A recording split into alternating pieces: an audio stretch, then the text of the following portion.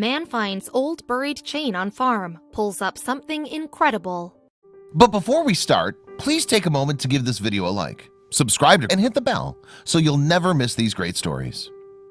One ordinary day, Mike Smith set out doing what he loved most, using his metal detector. Ever since he was a little boy, Smith had dreamed of finding buried treasure with his metal detector. After years of searching, it finally became his lucky day. Smith could not believe his luck when his detector loudly beeped and discovered what looked like an ancient, buried chain sticking out of the ground.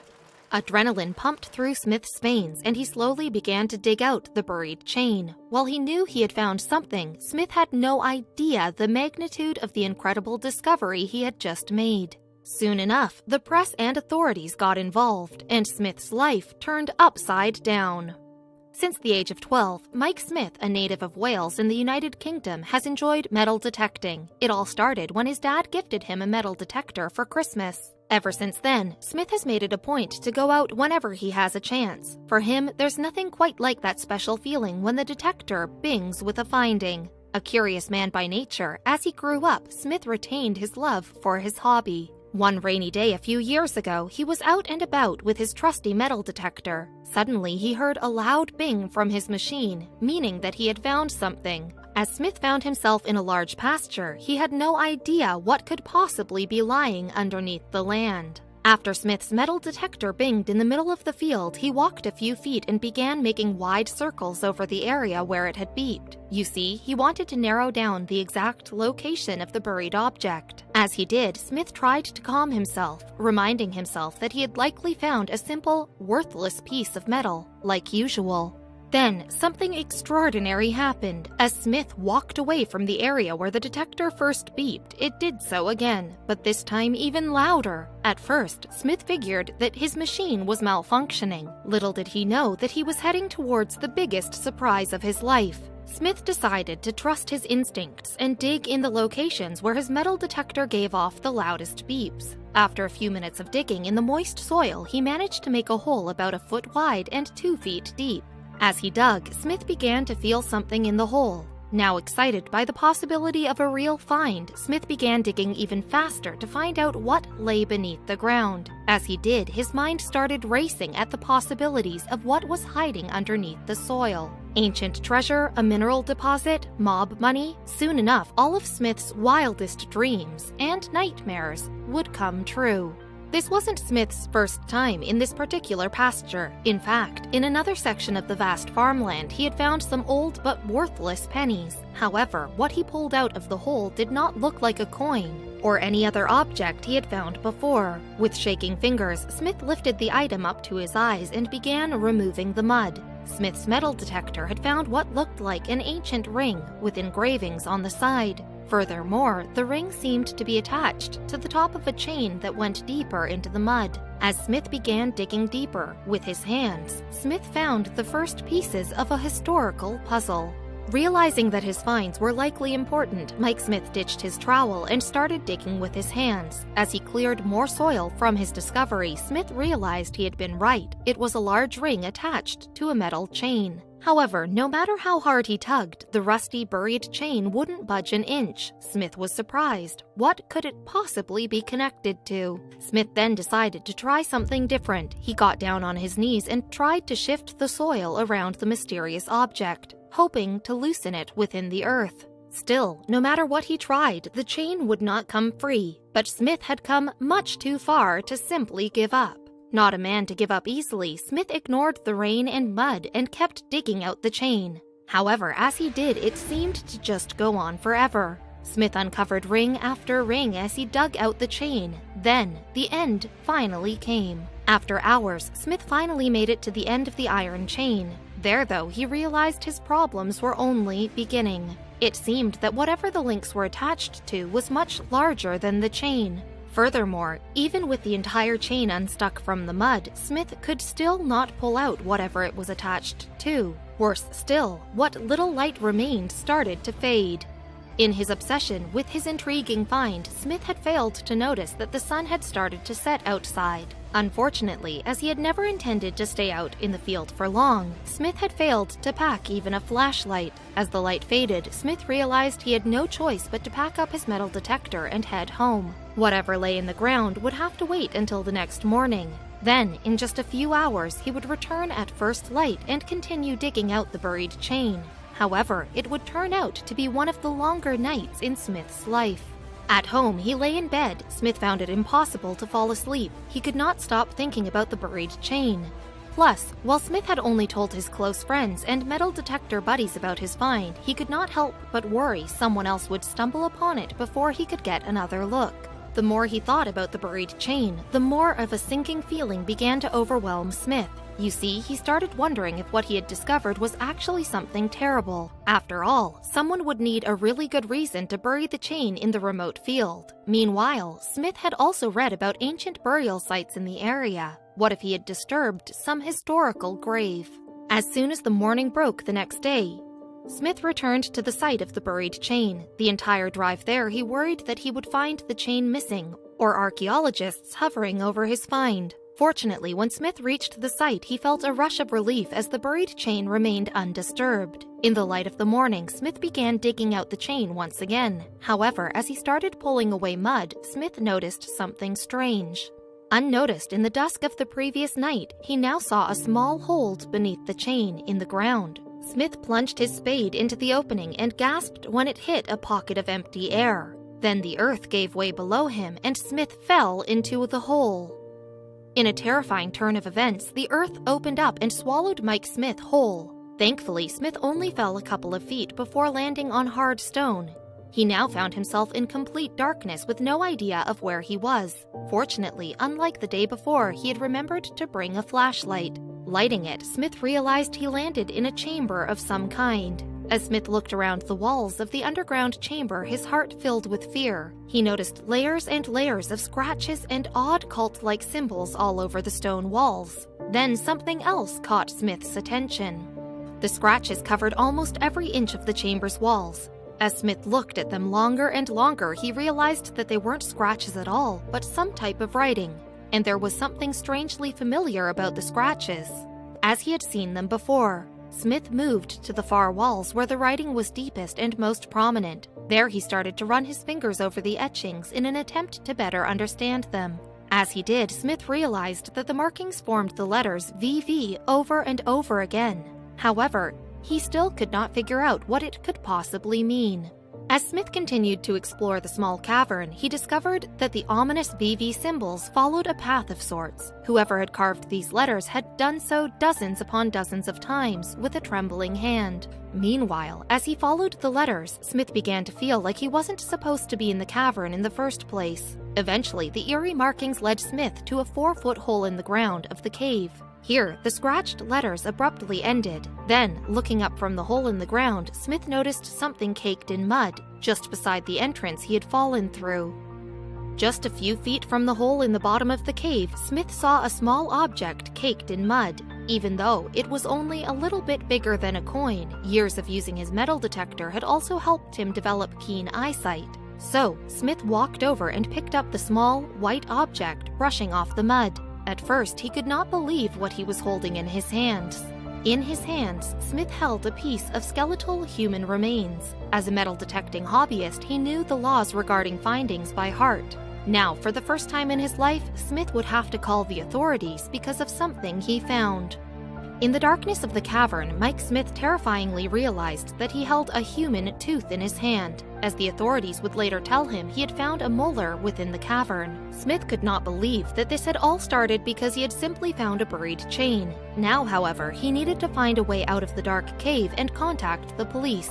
Thankfully, Smith had remembered his phone when he left the house that morning. Soon enough, his friends arrived and helped him out of the dark cavern. However, Smith's hands continued to shake as he made his next urgent call to the authorities. Unfortunately, Smith would not receive the reaction he had hoped for. At first, Smith called the officials at the National Museum of Wales. Surprisingly, they simply laughed at him when Smith tried to explain what he had found in the pasture. They did not believe a word that came out of his mouth. To be fair, Smith must have sounded pretty odd. After all, he had called them saying he had found an ancient cavern after pulling on a buried chain. What the archaeologists said at the time was because there had never been a find down here before, they didn't believe it, Smith recounted during an interview. However, the metal detector enthusiast felt determined to prove to them that he wasn't lying.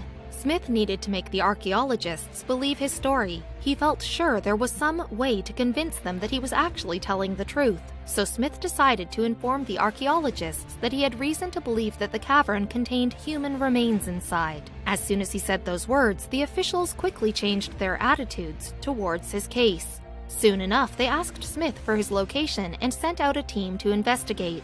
The look on their faces when they saw it said it all, he recalled later. Meanwhile, he was just thankful that they took him seriously. The excavation process on the cavern and buried chain began the very next day. As the archaeologists started digging around the site, they discovered what the buried chain had been connected to, an ancient chariot. Believe it or not, the spot Smith had found was an ancient Celtic chariot burial site. My first find was a Celtic horse harness junction piece, Smith informed reporters later on. When I found it, my friend said I would never top it, but the next day I went back and found the rest. However, one question still remained unanswered. What was the purpose of the markings in the cavern he had discovered beneath the chariot?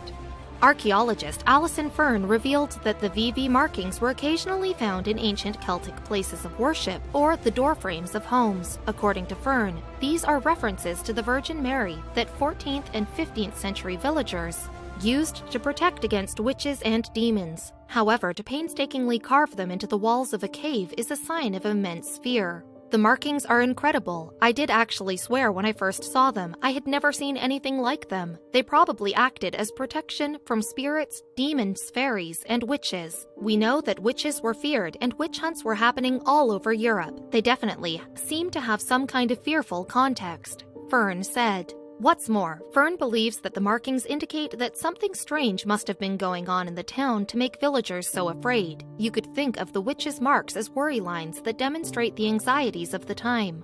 These marks are a kind of folk magic, and the hole in the ground may have represented some kind of Pandora's box, she added. These witches' marks were in plain sight all the time. Being present at the moment that their true significance was revealed will stay with me forever. However, some others believe that the markings could have a much more rational explanation. Duncan Wilson, the chief executive of Historic England, believes that the scratchings are only a sign of a different era, not abnormal levels of fear. 200 years ago, the English countryside was a very different place. Death and disease were everyday companions, and evil forces could readily be imagined in the dark, he said. Meanwhile, historian John Charlesworth believes that natural occurrences like famine may have led to such superstition among the villagers. These are places where supernatural forces in an untamed, non-human environment could be at work. Local people are in the jaws of this monstrous landscape, Charlesworth explained. Regardless of the reason they were created, the witch marks are an important historical find. Of course, the cavern also provided other findings. The archaeologists also found a host of other historical items inside the cavern that Smith had discovered, including a brooch, bronze bridle fittings, and some tool handles. However, Smith had no idea what they could have been used for. When they found them, the items had all turned green from the corrosion, though the bronze bits were still wrapped in bright red enamel. Unsurprisingly, Smith felt quite satisfied with his incredible find. "This is unprecedented," he said, and underneath the chariot there is still a 3-meter cavern. If you go by other chariot finds, there could be weapons, or it could even be treasure. Believe it or not, it is not unusual to find a burial chariot dating from the period all over Europe. However, what made this one so special was the fact that it was the first one they found in the United Kingdom. "I still can't believe it," he said. "Obviously, I read other people's finds. I've watched them all on telly and I've always thought, I wouldn't mind finding that. It's still surreal and life-changing." Smith thought he was daydreaming. "It was just instinct. I'd read all about chariot burials and just wished it could have been me. So finding this has been a real privilege." As of today, though, the site has since come under legal protection. After making his childhood dreams come true, Smith also managed to make a little bit of money after his find. After all, he was able to sell all 34 uncovered items to the museum, as he had found the burial chain and site originally. In the end, Smith won't say how much he made. He did say that he earned quite a chunk of money off them. Of course, he also split the money with the man who owned the land he discovered the buried chain on. After all these years, Smith's hobby of using a metal detector on the weekends had paid off. In fact, his findings were so important that museums quickly started fighting over who would get to use them first.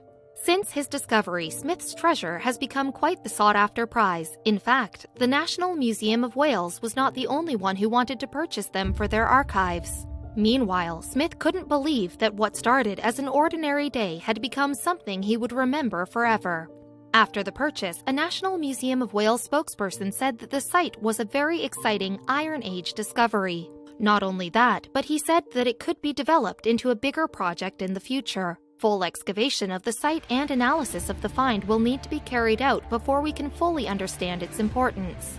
Because of this, the site now enjoys full legal protection. The Museum of Wales already has big plans for Smith's site. A preliminary excavation of the site where the artifacts were found was carried out jointly by Amgudfa Simra and Dyfed Archaeological Trust over the summer, partly funded by Cadwa, the museum spokesperson said. Amgudfa Simra is working with its partners on this continuing treasure case and in developing a detailed and fully funded proposal for further investigation. It is intended that a wider museum project will be developed to offer opportunities for local communities to become involved in revealing new stories about their prehistoric past. Of course, these are just the beginning of the museum's plans. Adam Gwilt, the principal curator of the museum, explained these chariot pieces may have been witness to some of the historical events of the time, as Iron Age peoples defended their ways of life and identities in the face of an expanding Roman Empire. Something like this takes a lot of organization and funding as well, so we've been working with a number of partners to put together what's needed to continue an investigation. Meanwhile, Mike Smith is proud of his discovery and plans to continue metal detecting. It's the biggest ever metal detecting find, as in there's never been a chariot ever discovered by a metal detectorist. There have been hoards found, but never anything like this. While no one else has ever found an ancient chariot attached to a burial chain, Smith isn't the only one to make an incredible discovery while doing ordinary work. Mr. Luciano Faggiano, a 60-year-old, grew up and lived his entire life in Lecce, Italy. Lecce lacks the tourism draw of cities like Rome, instead relying on olive oil and ceramics production. As Faggiano grew older, he didn't want to work in agriculture or ceramics. Instead, Faggiano had a particular business in mind, one that might even help bring tourists to the area. You see, ever since Faggiano was a little boy, he dreamed of running his own business, an Italian restaurant. While he had to wait for some time, Faggiano finally started to realize his ambitions. Little did he know that his dream would lead to the greatest adventure of his life. After years of waiting, Faggiano finally managed to achieve his dream. He purchased a building and started constructing his restaurant. However, while redoing the bathroom before opening, he started having serious issues with the water. Upon closer inspection, Faggiano realized that a leaking pipe in the toilet was causing the problem. As such, the new restaurant owner, along with his sons, started digging up the pipe. Faggiano felt confident that he could fix the pipe himself. However, in the process of attempting this, Faggiano and his sons would find something rather extraordinary. Something that they couldn't have imagined, not in a million years. While following the pipe to find the leak, Faggiano and his sons found something peculiar, a false floor. More curious than ever, they started to dismantle the floor piece by piece. While removing the floor, the Faggiano team had to remove bags and bags of rubble and dirt from the bathroom. Clearly, they had underestimated the amount of material that stood between them and the pipe. Still, Faggiano's team stayed determined to reach the problem. They couldn't wait to discover all of the secrets hiding beneath the mysterious building. Soon, the team cracked through the false floor. With this layer out of the way, Faggiano and his sons made a jaw-dropping discovery. As it turns out, Faggiano's new building was built on top of an ancient treasure stashed away for centuries. To find out what they discovered, keep watching.